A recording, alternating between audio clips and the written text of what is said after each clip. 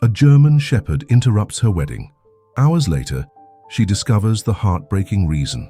Before we dive into this story, let me know in the comments where you're watching from. It's always awesome to see how far our stories are reaching. White roses and antique candelabras filled the air with a sense of perfection. Emily Harper, a young piano teacher with a calm demeanor and a sweet smile, was preparing to walk down the aisle. Her dress, a classic design with delicate lace, flowed like water in the morning breeze. Her mother, Susan, watched with teary eyes, standing beside her proud father, Robert, as the guests began to rise in respect. At the other end of the aisle stood James Carter, a young businessman with a deep gaze, the only son of a powerful and traditional family. Everything seemed under control until something happened that no one, absolutely no one, could have predicted. Just as Emily was about to take her first step down the aisle, an unexpected movement stopped the music. A firm patter of paws echoed on the wooden floor of the open-air church.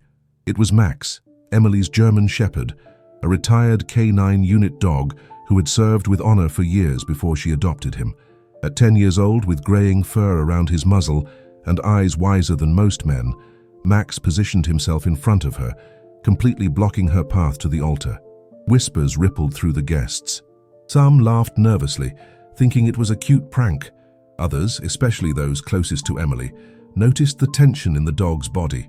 He didn't bark, he didn't pant, he just stared at her, motionless, as if his eyes were trying to say something. Emily felt a knot tighten in her chest. "Max, what's wrong, boy?"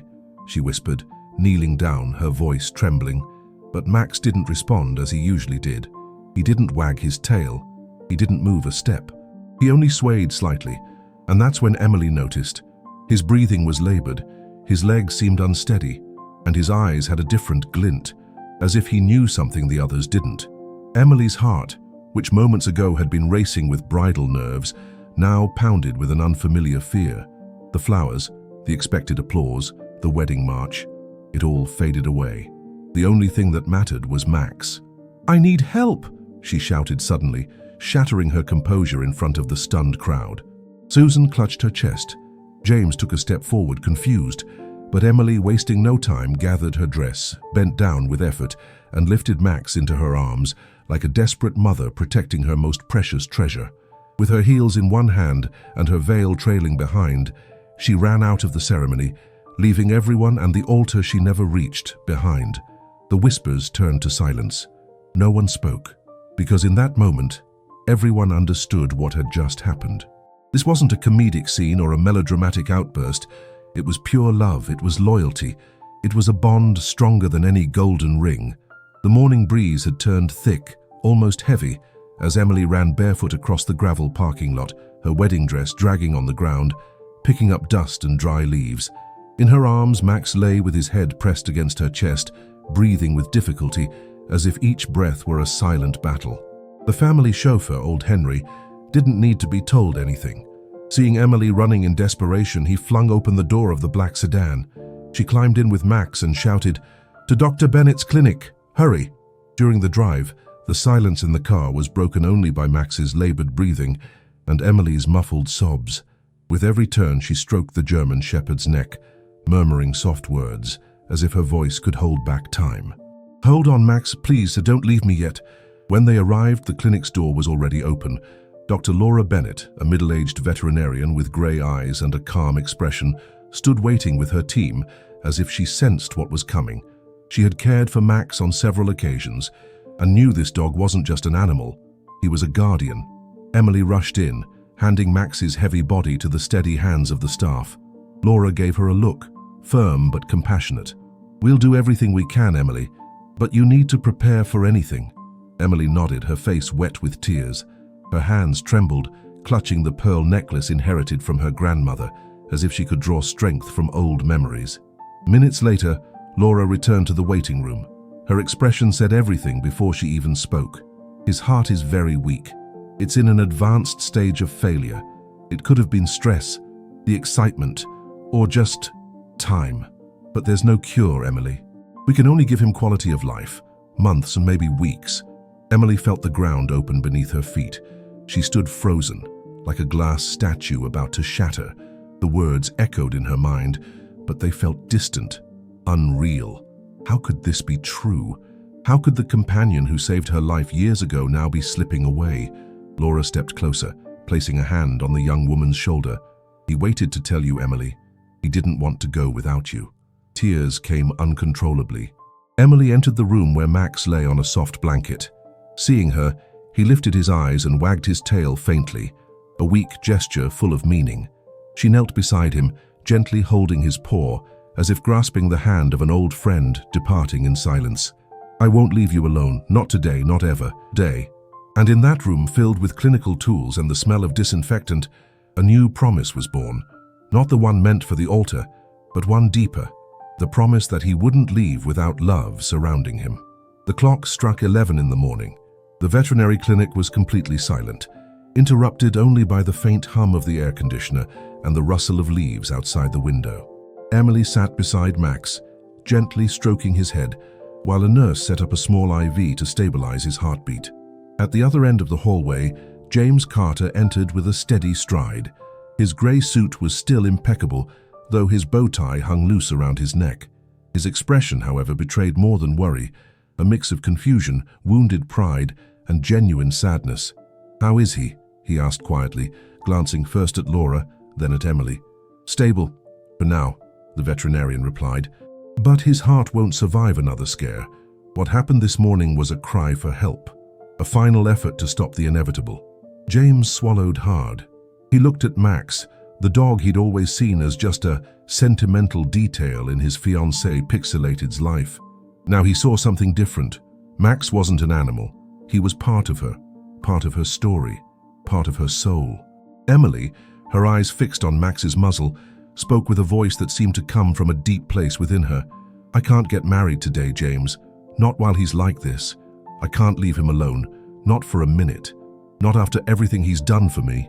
James frowned, lowering his gaze. "Are you saying you're cancelling everything, Saza, for a dog?" She didn't answer right away. She just rested her hand on Max's chest, who slept under light sedation. Then she turned, and for the first time that day her eyes weren't teary but resolute. "He's not just a dog. He saved my life 7 years ago when I was attacked in that alley behind the music school. He was alone, abandoned, and yet he threw himself at the attacker without hesitation. While other people passed by without looking, he stayed with me, injured, bleeding, waiting for the ambulance." James fell silent. He knew the story vaguely, but he'd never grasped its full weight. Now the pieces clicked into place. "Emily, everyone's waiting. Your parents, the guests, the officiant," he murmured, his voice losing strength. "They'll understand. And if they don't, maybe they shouldn't be there." At that moment, Susan Harper, Emily's mother, appeared at the door. Her eyes were red, but her posture was as elegant as ever. She carried the bouquet Emily had left behind at the church. "Your father's furious," she said, her voice trembling slightly. "But I won't force you to do something your heart doesn't feel." Emily stood and walked to her mother, taking the bouquet, not to use it as planned, but to place it beside Max's bed, like a symbolic offering. "This wedding isn't cancelled. It's transformed. If James is willing, we'll do it here with Max by my side, because love that doesn't include loyalty isn't real love." James stared at her, stunned. Laura, from the corner of the room, let a faint, almost imperceptible smile slip. And Max, as if he'd heard every word despite the sedation, twitched an ear, letting out a soft sigh. And so, in the quiet of the clinic, the seed of a new ceremony was planted, not based on appearances, but on truth, on connection, on fidelity. The sun had reached its peak in the sky when the doors of the small veterinary clinic opened again, but this time not to receive a patient, rather to witness a moment that would defy every rule of tradition. An unplanned, undecorated wedding, but absolutely genuine. Inside the modest waiting room, the benches for clients had been pushed aside and turned into makeshift rows. The guests, some in suits, others with crooked ties and broken heels from the long day, gathered quietly, still confused but deeply moved by Emily's choice. At the back, on an exam table covered with a white sheet, lay Max, wrapped in soft blankets, a small crown of wildflowers around his neck. Emily had swapped her traditional gown for something simpler, a cream-colored dress of light fabric that her grandmother had worn decades before. She was barefoot, her hair loose, holding a now disheveled bouquet of lavender and leaves from the clinic's backyard garden. James, beside her, wore the white shirt of his suit, unbuttoned at the collar, no tie. He looked different, more human, more approachable, as if in that tiled room smelling of antiseptic, he'd finally understood the value of true love. Dr. Laura Bennett offered to officiate the ceremony. With a serene smile and teary eyes, she stood between the couple and Max. Today there are no scripts or protocols. Today there's only one truth. Two souls choosing each other, even in chaos, even when the world expects something else. Emily looked at Max. His eyes were half open, calm, his breathing steady. It was as if in that unusual setting he'd finally found peace.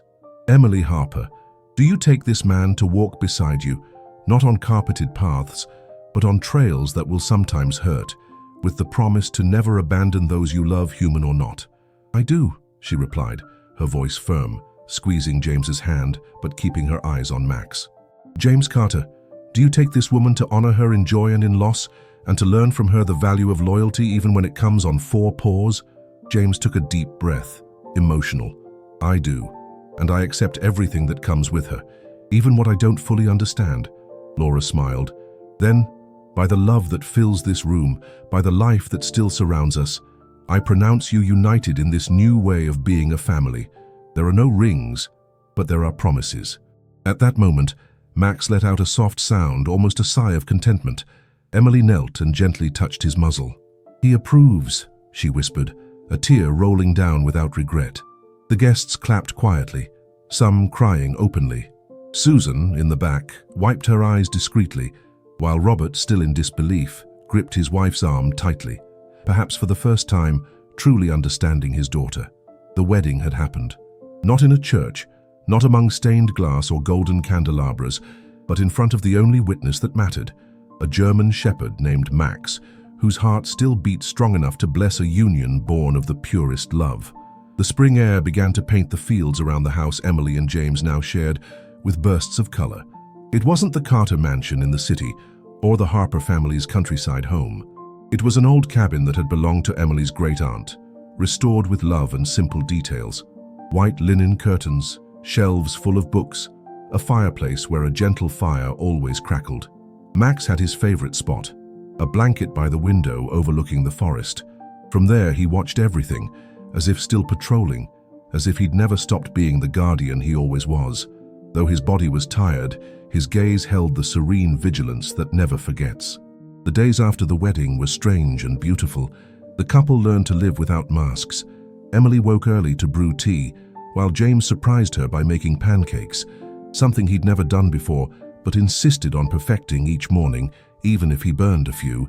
They laughed. They looked at each other. They discovered each other without rush. But amid those tender moments, there were also heavy silences. Max had good days and days when he barely stood. Emily covered him with blankets, talked to him as if he could still hear her childhood secrets, and played classical music softly. He seemed to relax to Chopin's chords, closing his eyes slowly. One afternoon, while James chopped wood in the backyard, a black car pulled up at the edge of the road. It wasn't just any vehicle, it was a dark sedan with state plates, official, stern, imposing. A tall man stepped out, his hair slicked back, dressed in a long grey coat.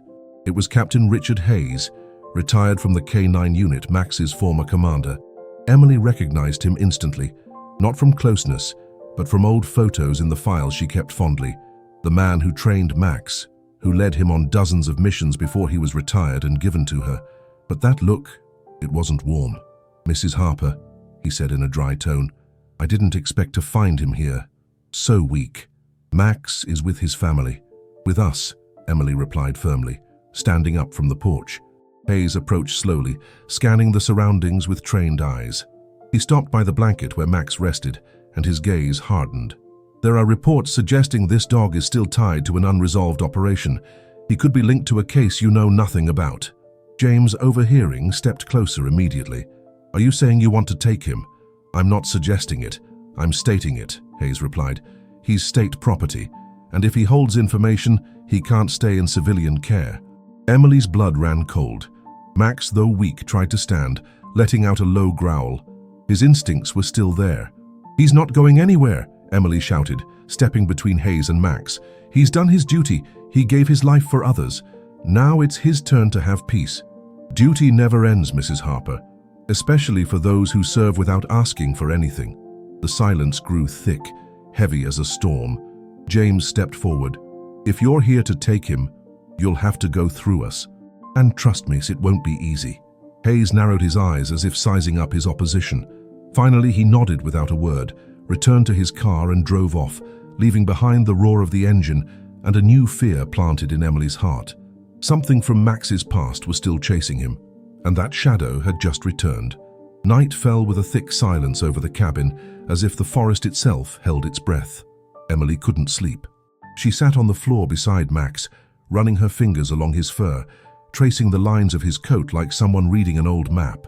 With every stroke, Captain Hayes's words cut like daggers. An unresolved operation. James, in the other room, flipped through an old leather binder he'd found among Emily's great-aunt's belongings. Inside, surprisingly, were documents from when the property had been an informal safe house for injured agents, a kind of unofficial refuge. Black and white photos showed dogs, men, training sessions, and among them, Max. Younger, agile, with eyes ready for battle. And beside him, a face James recognized instantly. Hayes. That same early morning, Max began to whimper in his sleep. His movements, though slow, mimicked running. Emily leaned in, gently touching his head. "You're dreaming, boy." "Of what? Of who?" Suddenly, Max stood with effort, and as if driven by an unstoppable instinct, walked to the back door of the house. He looked back as if inviting them, then moved into the forest. "James!" Emily shouted from the kitchen. "Max is leaving." They both followed, guided by the flashlight on their phones and the tracks of his paws in the damp earth. With every step, they felt this wasn't just a nighttime walk. It was something more. A call. After about 10 minutes, they reached a clearing where an abandoned structure stood, covered in ivy, an old stone shed.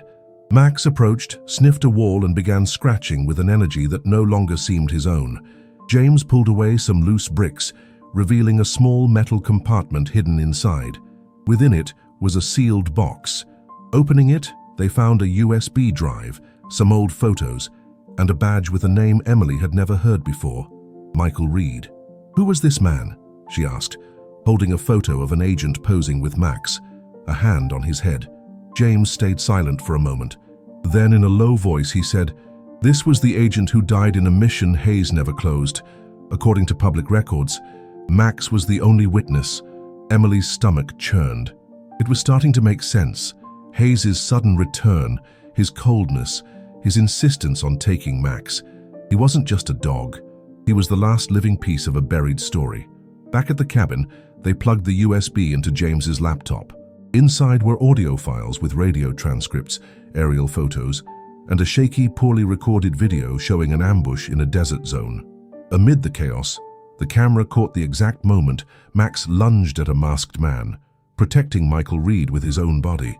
Emily covered her mouth with both hands. James leaned in, frozen. This is evidence. Max tried to save him, but this was never turned over." And in that moment, they realized the danger. Hayes's return wasn't to protect Max. It was to silence the truth he still carried. The next morning brought an eerie calm, the kind that only comes before a storm. The forest woke, covered in thick fog, and inside the cabin the air was tense, heavy with unspoken thoughts.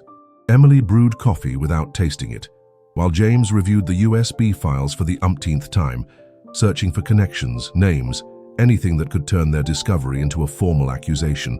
Max slept deeply by the fireplace, his breathing still uneven but peaceful. At his paws, as if he knew everything had changed, lay the photo of Michael Reed. It wasn't just another face. It was a living memory he'd silently guarded for years, now crying out for justice. "We need to get this to someone outside Hayes's reach," James said, closing the laptop. "Someone we can trust, and fast. If he knew we were here, it means we're still being watched." Emily looked at him with resolve. "I know someone. Rachel Foster. She was a journalist before retiring, lived in a nearby city, did a series on corruption in the military police years ago. She'll know what to do." James nodded. "Then we pack up today." But they didn't get that far. Barely an hour later, While Max soaked up the sun on the porch, a gunshot shattered the stillness. The dog reacted instantly, as if all his training surged back in a heartbeat. He leaped toward the door, guarding the entrance. Emily ran after him, shouting his name, while James dropped to the floor to shield her. A second shot rang out, shattering the kitchen window into 1,000 pieces. Someone was out there, and it wasn't an empty threat. James managed to stand and run to the basement, where he kept an old defensive firearm. Meanwhile, Emily knelt beside Max, who growled, tense but not advancing. He knew his body no longer responded like before. Still, he stood between her and the danger. A man's silhouette appeared through the fog, moving slowly down the entry path, dressed in black, with an earpiece and a silenced weapon. He wasn't a thief. He was an enforcer. "Rachel!" Emily shouted, grabbing her phone with trembling hands. "You have to help us, they've found us." The call cut off as the figure got close enough. The attacker raised his weapon, but before he could fire, a sound broke the tension, a deep, powerful growl. It was Max. With a final burst of energy, the German shepherd lunged at the stranger, knocking him to the ground. They rolled through the wet dirt. The shot went wide, grazing the edge of the porch without hitting anyone. James arrived just in time to strike the attacker with the butt of his gun. The man collapsed unconscious.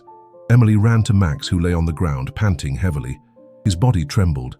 His paws bled from splinters, but his gaze was still there, fixed on her, as if saying, "I did it. Again." "Hold on, please, please," Emily whispered, cradling him in her arms. "It's not your time yet, not after all this." Max closed his eyes for a moment, as if resting for just a few seconds. And though he said nothing, because heroes like him don't need words, something in his steady breathing showed his promise was fulfilled. He had protected, he had saved, and once again, he had survived. Sun rays pierced the broken windows of the cabin, as if trying to heal with light what fear had left in the night. Silence reigned, but it was no longer tense. It was deep, solemn, carrying something sacred. The attacker had been turned over to the authorities, and Rachel Foster, the retired journalist, had arrived in the dead of night, guided by Emily's incomplete message. Her silver hair was pulled into a hasty bun, her sharp eyes behind old glasses, but her mind was still sharper than any blade. "This is bigger than we thought," she said, reviewing the USB files. The Michael Reed case was buried at the highest levels. Hayes didn't come for Max. He came for what Max knew, for what he lived through, because he was the only one who couldn't be controlled. Emily and James exchanged glances, still holding hands. They were exhausted but standing. Max, lying on the same blanket, rested. His body trembled less. His breathing, though weak, was steady. He had survived the night, once again. Rachel sent a digital copy to her old colleagues at the news outlet. The story would be told. The evidence would be released. And Max's truth, the one he could never voice, would find its way through journalists, records, and justice. Days later, the house was visited by an official delegation from the new canine unit leadership. Among them was a young agent named Ethan Brooks, who approached with reverence upon seeing Max. "I trained under this dog's records," he said, kneeling before him. "He became a silent legend. I never imagined I'd one day shake his paw." Max, as if understanding, extended his front paw slightly. Ethan grasped it with respect, like saluting a veteran soldier. And then, on a morning when the wildflowers seemed more vibrant than ever, Emily and James held an intimate ceremony in the forest behind the cabin. There, among tall trees and ancient roots, they placed a hand-carved wooden plaque. Max, guardian, hero, and family. He didn't live a long life. He lived a loyal one. Emily laid Max's old ID tag beside the plaque. And after that, she wrapped him in a blue blanket and placed him under the great tree with golden leaves, where he always loved to nap at sunset. Max passed that same afternoon, quietly, without pain, surrounded by love, with his duty done. Months later, the cabin was transformed into a sanctuary for retired police dogs. They called it Max's Haven. Tell me in the comments, on a scale of 1 to 10, how would you rate this story so far? Your opinion means a lot to me. Every animal that crossed its door found rest, care, and dignity. Emily and James adopted another elderly German shepherd. His name was Duke. When he first arrived, he paused at Max's plaque, sniffed the air, and then lay under the tree as if he already knew where he was, as if the guardian spirit still lived in the forest. 3 years have passed since the day Max closed his eyes for the last time under the shade of his favorite tree. Since then, life at the cabin has changed, not in silence but in echoes. Echoes that resound in the steps of every dog that crosses the wooden door marked with the words, Max's Haven. Emily and James stayed there far from the spotlight, the headlines and the city, but the world didn't forget them. Rachel Foster's investigative journalism won a national award, and at last, Michael Reed's case was reopened.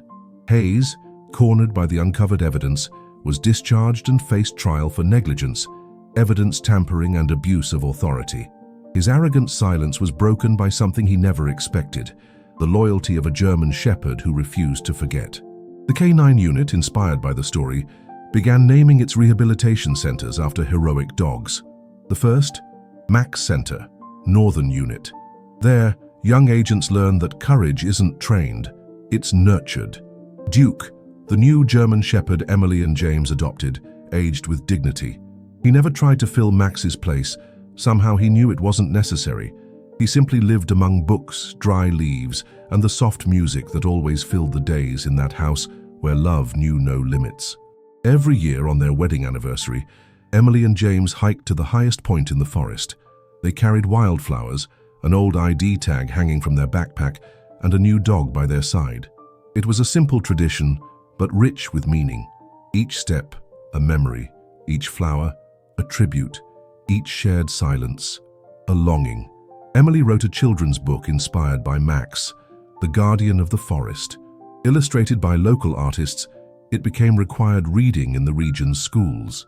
Children of all ages learned from it that true bravery lies in loving without expecting anything in return, and so Max lived on. In the barks that announced the arrival of new friends, in the paw prints that never faded from the ground, in the hearts that learned there's no mission more important than protecting what you love. Because heroes don't always wear capes. Sometimes they just need 4 paws, a wise gaze, and one final breath of loyalty. Thank you so much for sticking with this story until the end. If you enjoyed it, please give it a like and subscribe to the channel. It helps us a ton and motivates us to keep bringing new stories every week. And since you're here, take a moment to check out another one of our stories that's popping up on your screen. Big hug and see you next time. Stay well.